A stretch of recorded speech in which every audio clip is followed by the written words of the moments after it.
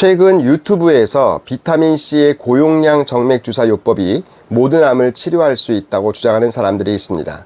약사를 비롯하여 일부 의사들 중 이렇게 주장하고 있는데요.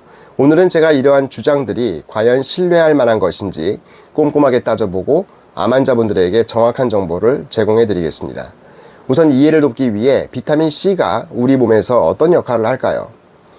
비타민C는 아스코르부산이라고 하며 수용성 비타민 중의 하나로 콜라겐 합성이나 세포 내 에너지 대사의 조효소로 사용되며 항산화 작용을 합니다.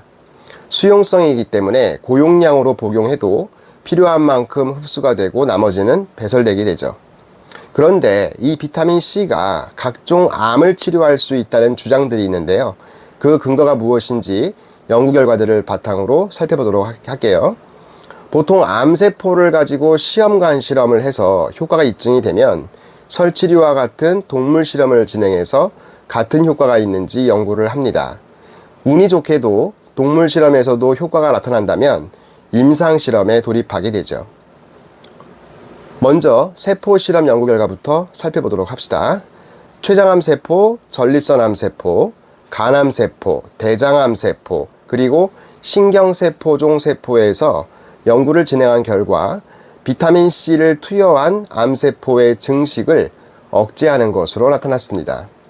또 비타민C는 과산화수소를 생성하는데요. 이것은 활성산소 중에 하나죠. 이 과산화수소, 즉 활성산소가 암세포의 직접적인 세포독성을 나타내는 것을 관찰하였습니다. 또 전립선암세포에서는 자가포식을 유도하여 암세포를 스스로 제거하는 것으로 보고되었습니다. 다른 연구에서는 고용량 비타민C와 항암제를 조합하여 세포 실험을 했는데요.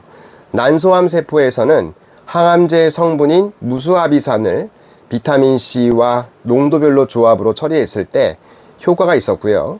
췌장암세포에서도 항암제 단독 효과보다는 항암제와 비타민C를 조합을 했을 때 효과가 더 있었습니다. 교모세포종 세포의 경우에도 방사선 단독 치료보다 조합을 했을 때 암세포가 더 많이 사멸되는 것을 확인할 수 있었습니다. 자, 이번에 동물 실험도 볼까요? 췌장암, 간암, 육종암, 난소암 모델 생쥐 연구에서도 암의 증식을 막아주는 것을 관찰하였습니다. 특히 췌장암 동물 모델에서 항암 치료와 고용량 비타민C를 함께 투여했을 때 항암제 단독 사용 그룹보다 종양의 사이즈가 더 많이 줄어든 것을 관찰할 수 있었습니다. 그러나 반대의 결과도 있었죠.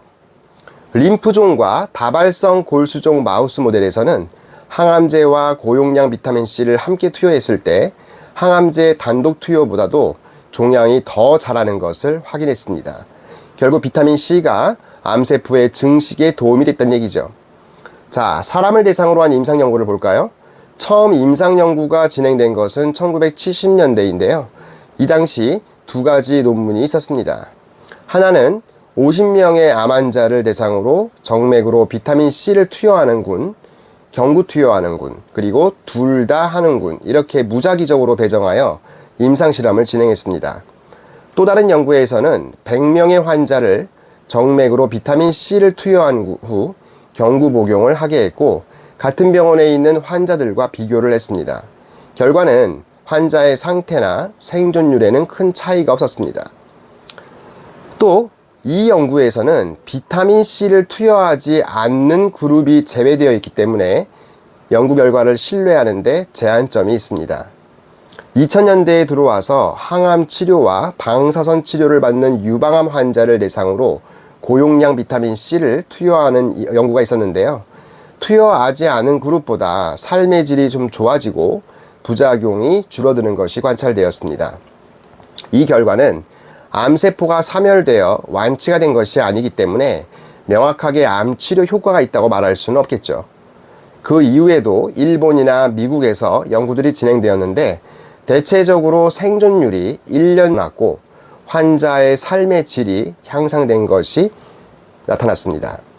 물론 암 환자의 삶의 질 향상과 생존 기간이 늘어난 것은 중요합니다. 그러나 그것이 현재 의학적으로 사용하고 있는 항암 치료나 방사선 치료에서 나타나는 유의미한 결과가 큰 차이가 없다는 것입니다.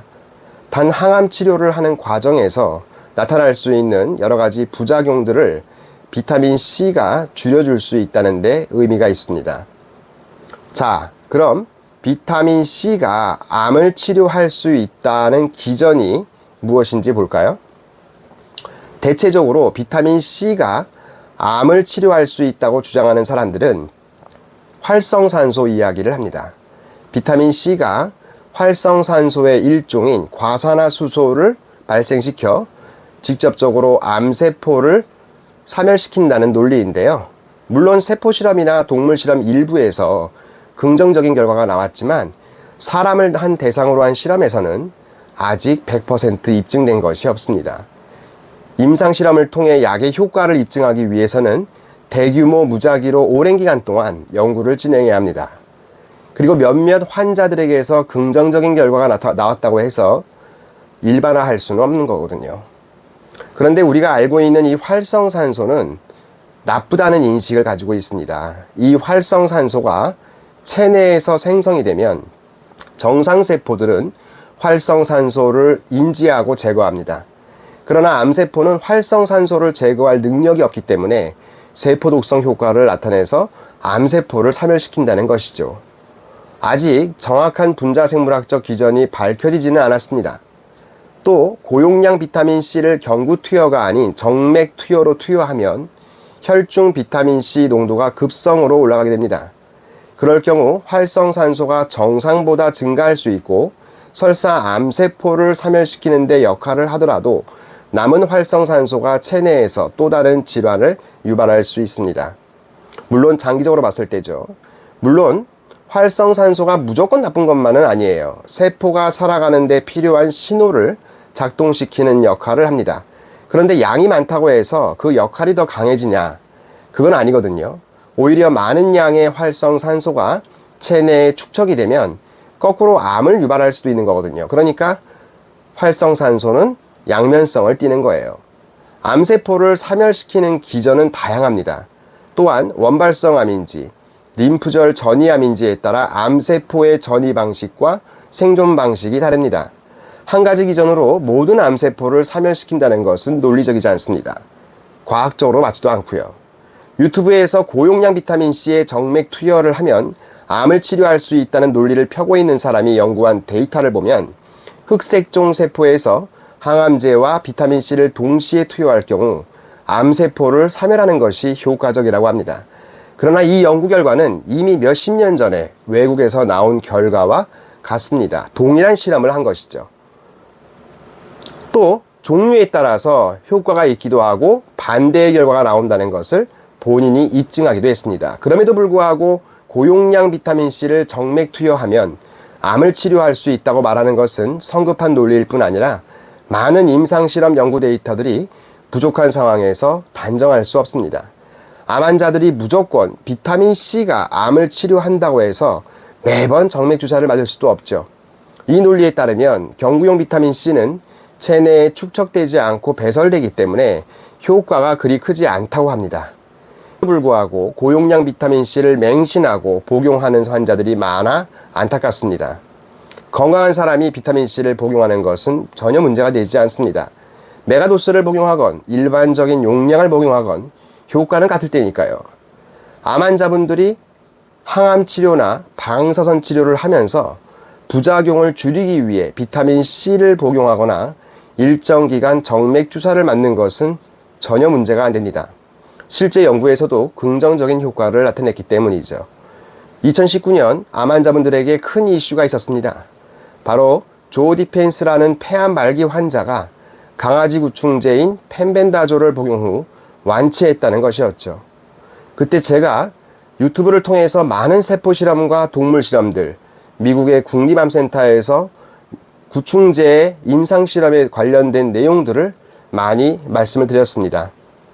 저는 말기암 환자분들에게 더 이상 의학적으로 아무것도 할 수 없을 때 시도할 수 있는 마지막 방법이라고 말씀드렸죠.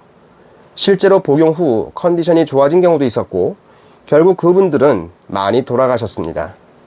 비타민C도 마찬가지입니다. 의학적인 치료를 무시한 채 초기 연구 결과를 가지고 마치 항암제를 능가하는 만능 항암제처럼 암 환자들에게 혼란을 주면 안 됩니다. 보조제로 사용하는 것은 됩니다.